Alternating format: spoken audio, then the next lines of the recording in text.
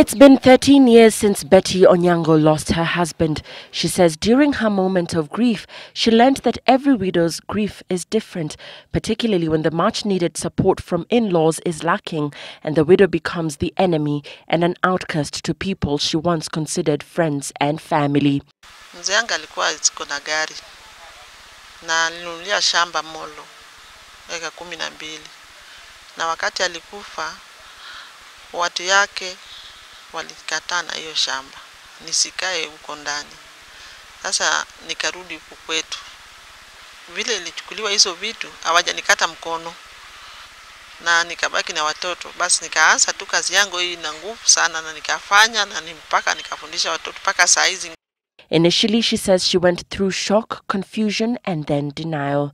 Eventually, the feelings changed to anger, which was followed by depression. And finally, after a painful struggle, the mother of 4 accepted that her husband had died and that if only for her children, she needed to quickly pull herself together, rebuild her life, and move on. Ilikuwa ni ngumu. Unajua wakati mwenzako mlikuwa nayo karibu amekuacha, unajua unastuka. Na mpaka tena unakaa pole pole na unakuwa na watu ya kanisa, roho inarudi, basi unakacha hapo unaendelea tu.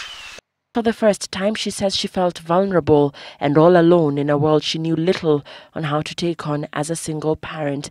The single mother says her spirituality helped her realize that even after losing a loved one, life must go on.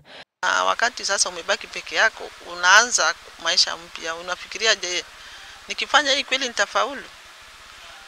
Na kuna wengine pia marafiki wanapenda kudanganyana. Anakuambia hata hii business ukifanya, hata hii kazi ukifanya, hii haitakuletea pesa. Afadhali utafute mtu akuoe na huyo mtu ndiye atakusaidia vizuri na watoto watasoma.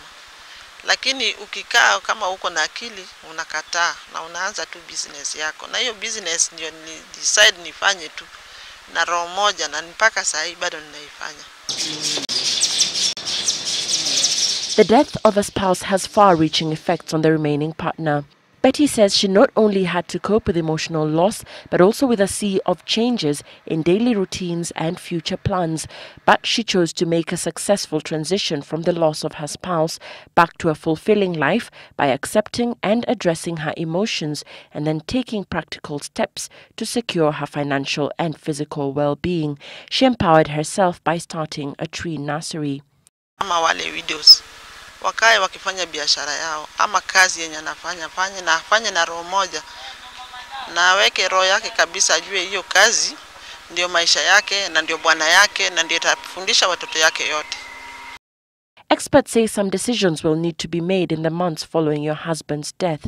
Please contact insurance companies to change beneficiaries, credit card companies to transfer the card to your name or close the account, State Department of Motor Vehicles to change title of vehicles, the bank to close account or change account name or find out details on any existing accounts, spouse's employer for benefits, and finally a lawyer for advice on property inheritance in case where there is no will left behind or on any matters that need advice.